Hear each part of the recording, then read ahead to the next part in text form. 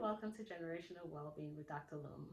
Thank you for joining me here today, where I help bring awareness to the patterns that have led to disease and provide you with simple, practical tips on how you can start making changes from disease to wellness for you and your family. Thank you again for joining me today. Please like, subscribe, and share with anyone you think will benefit from this. Today, I will be talking about anxiety, how to recognize anxiety in your child. So recently I was talking to the mother of a teenage girl whose main concern was her child had changed. Once an A student is now not even wanting to go to school. She she's sleeping in the mornings, will not wake up to go to her classes. Her grades were falling and she's barely passing her classes. She once wanted to be a doctor. Now she does not. She's having a hard time just even completing high school.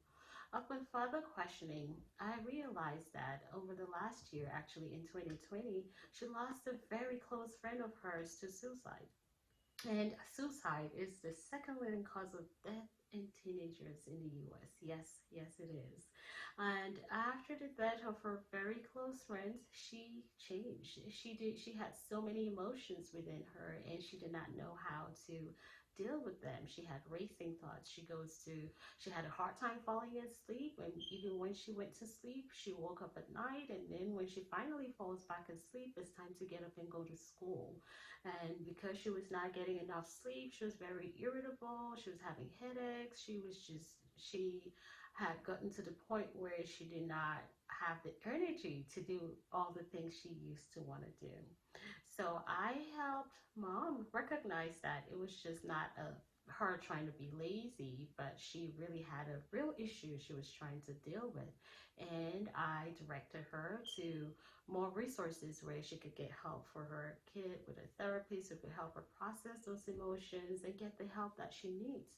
Because unless we really deal with the root cause of the issue, it's difficult to change the behavior. So anxiety is very common in kids these days, and it's easily missed because it's normal in most cases. We've all experienced anxiety, like anxiety with starting a new job, giving a presentation, and stuff like that. So those are all normal fears and worries. But it becomes a problem when those fears and worries that are meant to really help us now becomes starts intervening or interrupting our normal day's activities, like the patient I talked to you about who stopped not wanting to go to school, refusal to go to school, or drop in grades or change in behavior. It's a very, because of that too, it's easily missed. It presents in children in so many different ways. So it's easily missed as it goes undiagnosed, and these children will continue trying to deal with it for a long time on their own, not knowing how to manage it. And over time, you end up with teenagers who are depressed and then sometimes suicide. Again, like I said, second leading cause of death in teenagers.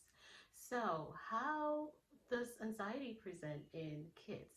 So many different symptoms. We have some physical symptoms: increase in heart rate, they start breathing a bit faster, they get nauseated.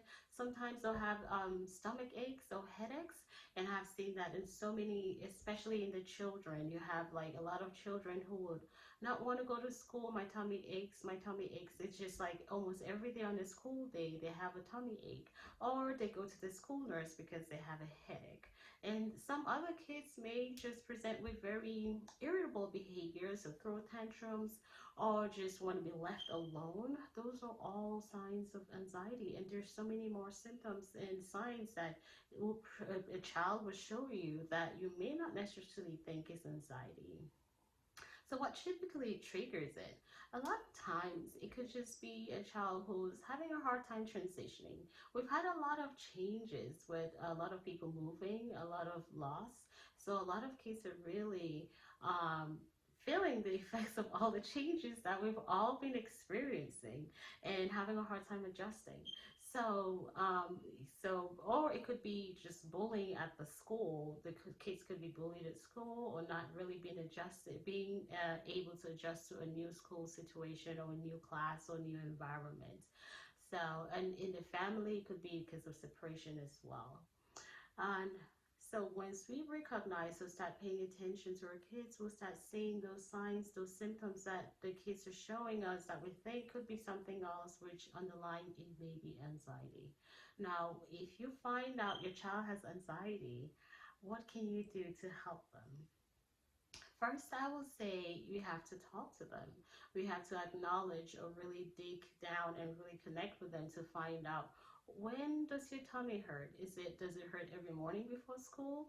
Does she or he go to the school nurse to get out of school because the tummy hurts? Of course, we're going to acknowledge. We're not going to dismiss that your tummy doesn't hurt, because it's valid. It's true. It's just hurting. We're just trying to figure out why, the underlying cause. Because again, if you don't figure out the underlying cause, they will keep having the same issues. So really acknowledging the feeling or the symptom and trying to dig in and find out what exactly the root of the issue is, because that's really the start of helping them fix the problem. And secondly, it's just bringing back previous wins. Sometimes, especially if it's in a situation where they're going to a new school, they feel like no one is going to like me, I'm not going to make new friends. You can just remind them, remember how you went into a previous school and how you were able to make friends. Remember how you went to an event and you had so many friends. And so just trying to bring back into memory previous wins that they've had, just so that they know that they can really do this. The third thing I'll say is that try to pay attention to the words, your actions, your words, because a lot of times, especially recently, the kid, they listen to you, they hear what you're saying, they can sense your fears, they can sense your anxiety. I actually met another kid who was super anxious, but because her mother had recently lost her job and she was really anxious, trying to figure out how she could, what she needed to do to, provide for her families. Even though she was not talking about this directly to the child was hearing and could sense that anxiety, and she started presenting with the symptoms of abdominal pain, and that was the reason why I saw her. But just paying attention to how you are managing your own anxiety. Not to say that you can, things are going to happen, but once it happens, knowing that they can see you and they can feel you, is the time to model those coping skills, breathing and just talking them through everything. It's easy to say, don't worry about it. You have nothing to worry about. A lot of times they are worried about it if you are worried about it. So coping skills. What kind of coping skills can we teach them for anxiety? Deep breathing. I like deep breathing because it's easy. They can do it anywhere.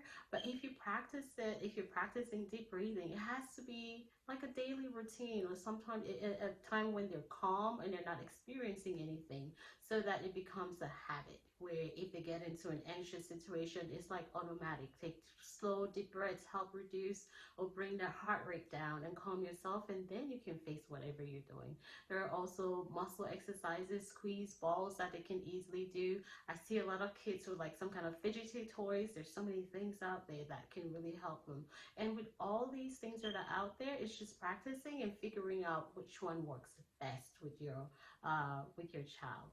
So hopefully you got something out of this, and you can start talking to your kids and trying to figure out if they're anxious or not.